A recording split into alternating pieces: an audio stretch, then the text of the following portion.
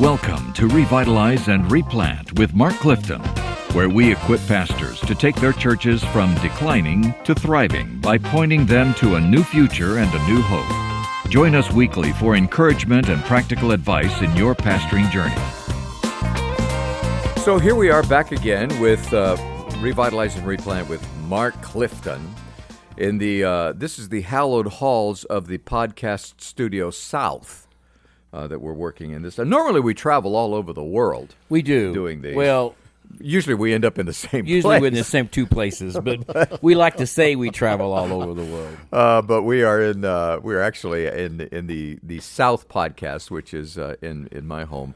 Here in the Kansas City area, and so it's a delight to welcome you guys here. And we continue with these podcasts. Last time we were talking about some of the functions of shepherding. That's right. By the way, that's Mark Clifton sitting over there to my right. There's Mark Hallock sitting to my left. There's Kyle Bierman over there on the couch, half asleep.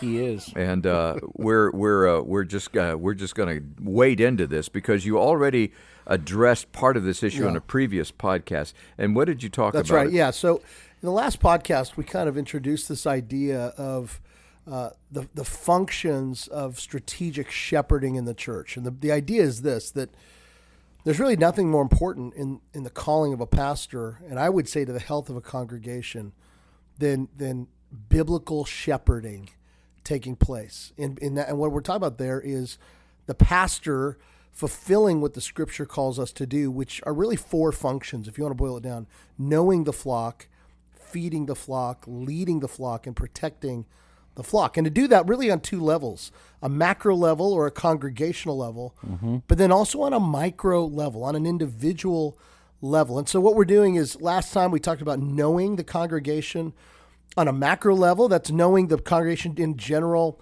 in a general capacity. So what is the demographic here? What kind of challenges do they face in this community?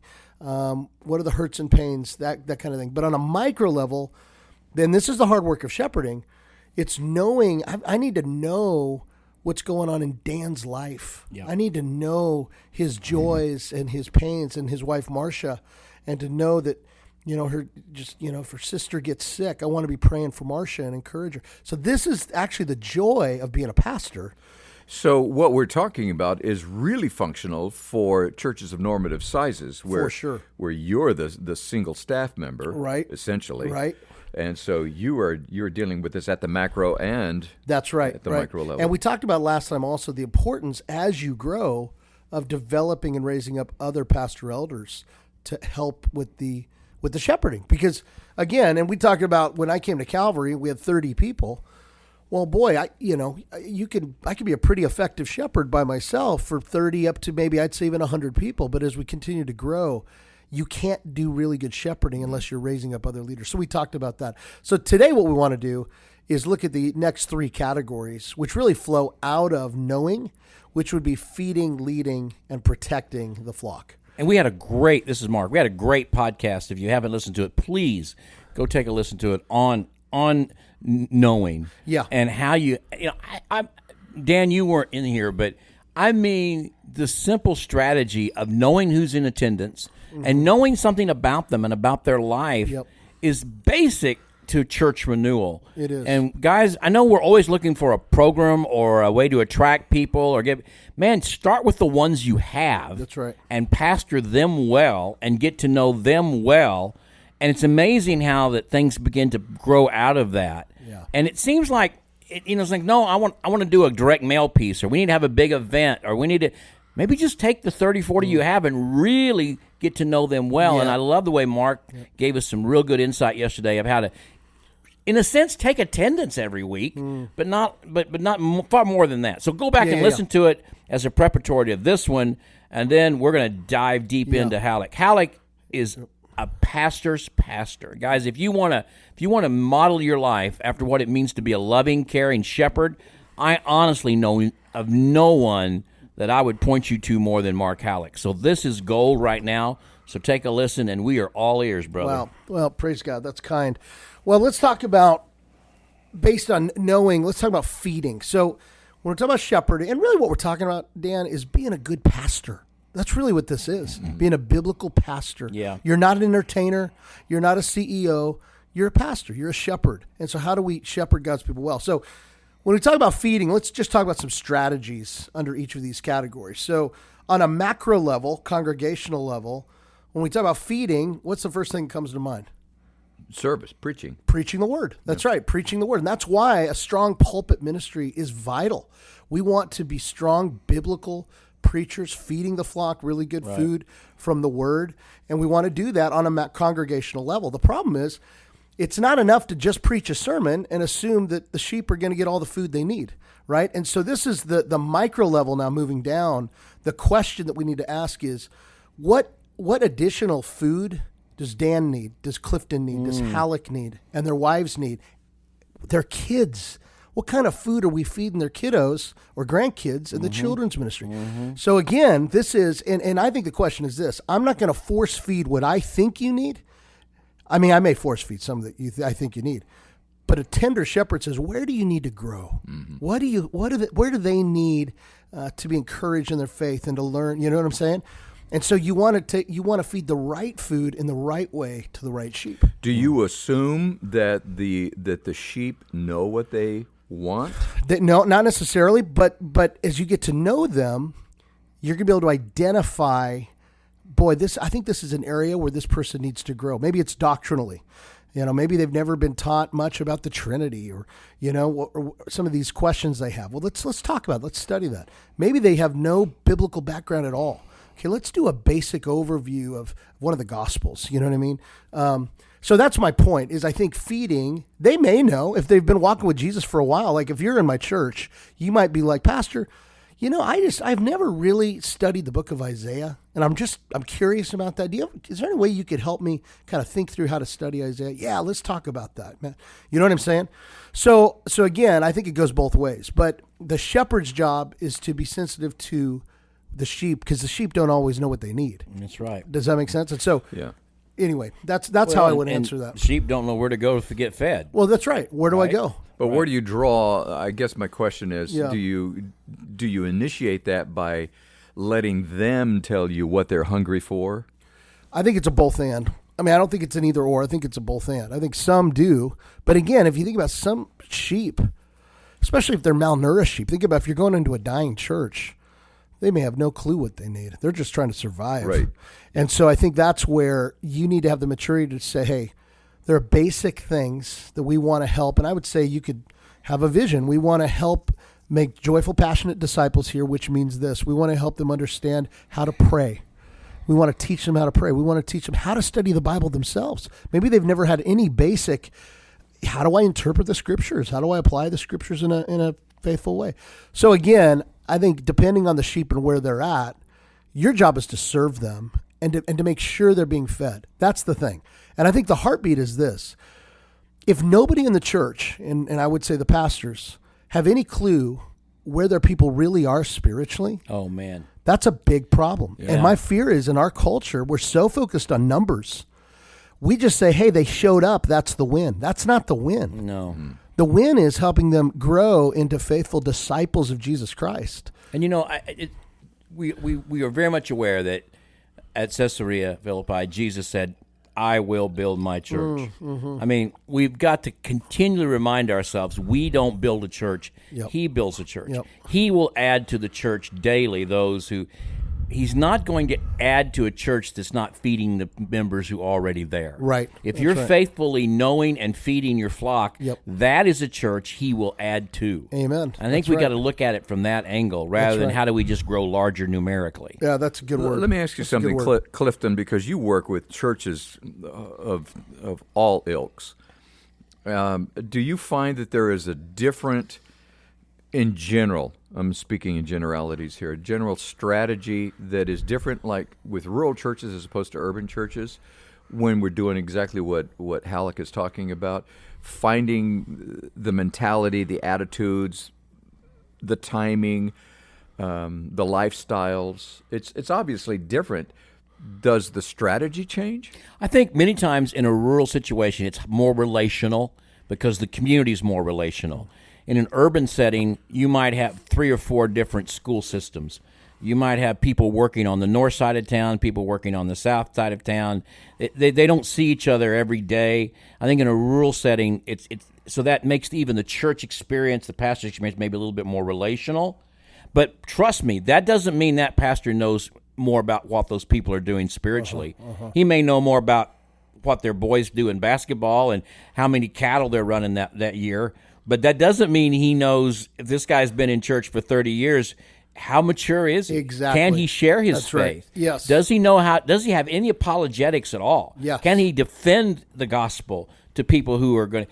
I don't think it matters whether you're urban or rural or small or large. If you don't have a strategy to ongoing do that, the adversary doesn't want you to do that. Amen. And it won't be done. It is so, even for pastors, it's so much more comfortable to talk about how many cattle are you running? Yeah. Or how's KU playing basketball this year? Than to talk to them seriously about their spiritual condition, their spiritual health, and That's right. and try to judge how much they're growing and becoming more like Jesus every day. Sometimes that's such a good word, man, because sometimes we overemphasize, well, a pastor needs to be able to relate to the people. Yeah. And I would say, well, yeah, that's true. You don't want to be the weirdo. But who to can't what talk. end? But you're their pastor. They're expecting this. Like, who else is asking them about their relationship with Jesus? Exactly. If you're not stepping in the gap there, we can't assume anyone else is, you know? No. Or if someone else is, it's some wacko they listen true. to on the radio. Well, that's right. That It's not their pastor. No, that or somebody at work or Yep. somebody. If there's a gap there, you want to be the one that steps Amen. in that. That's exactly nobody right. else. All right. Well, let me do something here because I know this might get off rails just a little bit, but then it is. That's true. This is kind of the norm for us. I am co-vocational. I mean, that's my position in ministry. I'm co-vocational minister. How do you find? And I'm assuming you have to, in a very practical sense, what are the resources available to different pastors in different settings for doing just that? Because you can't just walk in and say, "Oh, well, you need this," or "I think you need this." All right, how do I translate that need to the menu? How do I find the menu for that to feed that sheep?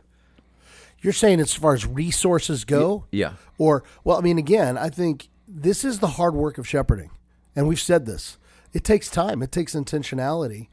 I think, ultimately, you're trying to connect the need that this person has spiritually with a resource. So, I mean, there's endless resources. Sure. I mean, ultimately, But they need you've the got to word. take time to look them up and That's to be right. with them. And as Dan said, being co-vocational, time is a very limited That's right. thing. That's right. And so I mean, this is where, again, what I would say is for a co-vocational guy, rely on the body.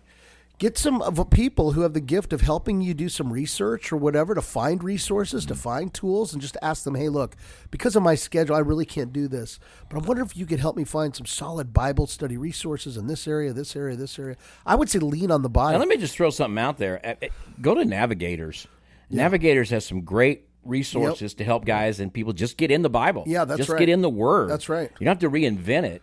So, I mean, that's just one place. Yep. But, we talk about as a revitalizing pastor, you need to be a generalist, a resourceful, that's right. resourceful generalist. Yep. You just got to get online and look for stuff. Yeah, Now, and call some pastors. Yeah, call the people you pastor trust. first. If you're like, I've got no clue, okay, call this guy. If he doesn't know, he probably knows somebody else who knows. So Yeah. use your network, whatever you've got, whatever you have. yeah, and if you know of a church that you know is really doing a good job of feeding, get on their website and follow them. Exactly. And call them up and say, hey, can you put me on whatever kind of email list you got, whatever you're sending to your members, can you send that, can I get on there? And they'll let you. Yeah. And then you'll see how they're communicating to their members. Tom Hammond, the executive director of Georgia, I was with him the other day, and he said when he first went to his church, he contacted like the 50 largest churches that were baptizing people in the nation, and he was in a little small church, and he said, I said, can I get on your mailing list? And they all said yes. He said, so every week I was getting all this stuff from these churches that were baptizing lots of people and getting all kinds of great ideas. Yeah. He said, and creativity is just not divulging where you got your ideas. So he said, I became very creative. Yeah. And I think that's what we have to look for, a little initiative. Say, if I don't know how to do it, somebody out there does. Dude, we talk about being a visionary shepherd, right? If there's Right. one label I would use to describe an effective replanter, it's a visionary shepherd. Okay, hold that thought for a minute. Yep. We were in a meeting together about 10 years ago. A bunch of us, Mark was there.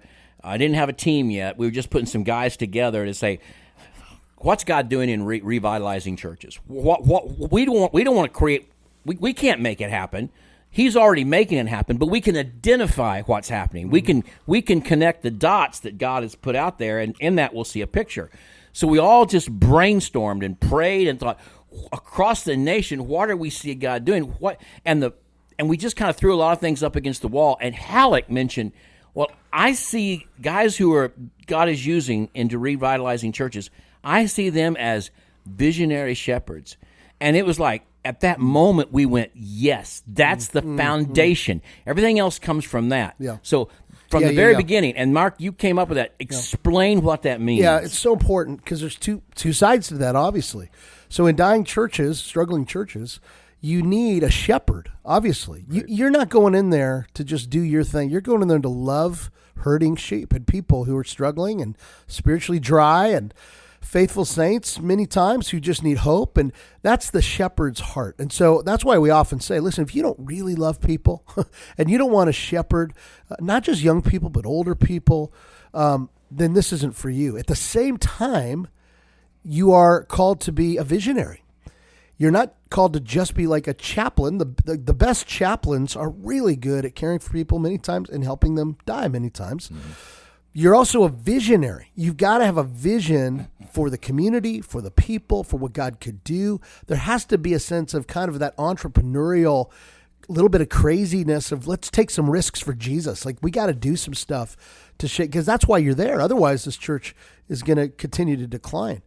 And so anyway, I think that visionary piece, though, is that creative, outside the box. That applies to all four of these categories of knowing, feeding, leading, protecting. So in feeding, which we're talking about now, you got to think a little outside the box. You got to get creative. Where do I find ideas? Who can I talk to? It's exactly what the illustration Clifton gave. Yeah. You've got to be able to do that. If you're the kind of person who's not curious and not willing to think outside the box, you will become stagnant and stale. Yeah. And quite frankly, your people will suffer. And they'll reflect that. And they'll reflect that. The way you might be curious and anxious to learn more and explore more, that's going to come out into your congregation is going to reflect that as well. Exactly. And if you're sort of insecure about it and I don't know where to go to help, then they're gonna be like that. Yep. As well. That's right. That's right. And they'll reflect that in you. And so absolutely. I mean, you got to take ownership of this, and you've got to find ways to be proactive in it. Oftentimes, I'm a little off subject here, but it's great. How could this podcast be anything if it wasn't off subject? Guys often don't know. I don't know how to get my church to grow. I don't know how to. We're stuck. We're stagnant, and so forth. I always say, find out who the church planters are in your area that are reaching lost people, and go hang out with them. That's good. If you're a 60-year-old dude or 65-year-old dude like me, and you're struggling, you call up a 24-year-old church planter and say, man, can I come have coffee with you? And he'll take you to some kind of weird tea or milk bar. I had one of them take me to a milk place. You know what I'm talking about? No. Oh, come on. It's down in Westport. And it's like they have these weird flavored milks and weird flavored teas. Really? Yes. Sounds awesome. I love milk. Are you familiar with what I'm talking about? You know what I'm talking about? I know where we're going for lunch today. It was really weird. Man. So I walk in there, and this kid's in there, and I'm meeting this young church planter, and it's all these weird flavored milks and teas and everything. Huh. So I got like a Diet Coke, please. And this kid with all kinds of tattoos and big old piercings, he says, we don't serve Diet Coke here. And I said, okay, I'll take Diet Pepsi, He said, we don't serve any soda pop here. Okay, whatever. But you may have to put up with some weird drinks, but you'll learn a whole lot from these guys, and they would love to spend time with an older guy. Yep. They can learn from you about many pastoral skill things, about marriage, about family, and man, you can learn from them about how to interpret the culture and how to be proactive. Because I promise you, church planters are feeding their flock. Yep. If their flock's not going to grow. That's right. So learn from other people, That's even good. men a third your age. Yeah, that's right. All right, we've only got just a few I think minutes we're going to here. wrap it up. I think we need to go one more. But Go one more? I think we'll have another podcast. We got to do one more podcast We where will. we'll hit leading and protecting. Okay, because they've asked us, we used to do 2 podcasts a week. Yeah, that's Actually, right. we used to do like 10 a month. Yeah. And now kind of down to 2 a week. Yeah. And really, in response to our crowd's request, we're down to 1 a week now. And, and you know, much more email, and we may just be gone. So, well, let me ask you one final What? question, though, as we wrap this up. I hope I'm not opening up a Pandora's box here, but do you categorize people within your flock? These are the people that want mashed potatoes. These are the people that need meatloaf. These are the people that need, so forth and so on. And are there priorities over who you minister to? Yeah, that's a good question. I don't personally believe there's a priority list of who's more important or who needs. I do think you'd be wise and need to identify the different spiritual levels, however you want to do that. I mean, Paul does that. He talks about infants in the faith versus more mature believers. And so I think, you need to identify that. You need to have a system by which you do that. So in our shepherding strategy at our church, we have basically a profile of everybody in our church, and we keep notes on that person, their worship attendance. Are they in a small group? Are they not? Are they in a discipleship group? Are they not? And then the elder who oversees that person, they know their job is to help them get the food that they need. They're accountable to that, and the elders hold each other accountable for that. So you have to have a system for sure to identify and regularly keep up with where are they at? Where are we seeing growth? Yeah. And so again, if you don't have a system, none of this will happen, and strategic shepherding won't happen. People will fall through the cracks. They won't feel as loved as they should feel loved, I believe. And quite frankly, the biggest thing is, I don't know if you're fulfilling what God's called you to do as one who will give an account. And the pressures on families today, marriage pressure, financial pressure, pressure of kids who rebel, kids who deconstruct their faith, kids who question their sexuality.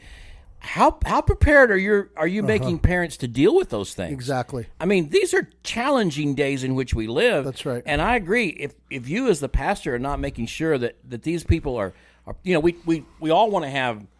I always call it, Six Flags Over Jesus as our children's area. The best tools, the best toys, the best playground, the best children's ministry place with all the coolest pictures. And you know what you really need? You need to teach parents how to be gospel-hearted parents and raise their children well. Amen. That's right. And you don't need Six Flags to do that. You don't need Six Flags to do that. Yep.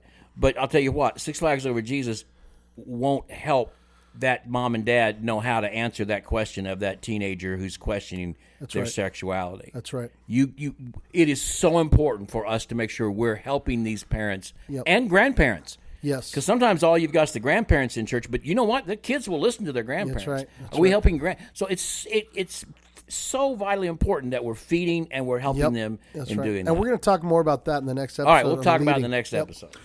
And that brings this particular podcast to a conclusion, and I hope it's been useful and helpful and stimulated some thought. What can you do as a pastor in your strategy? Because it's not something just for today or just this week or this month. You've got to be planning ahead for 2, 3, 5, 10 years from now.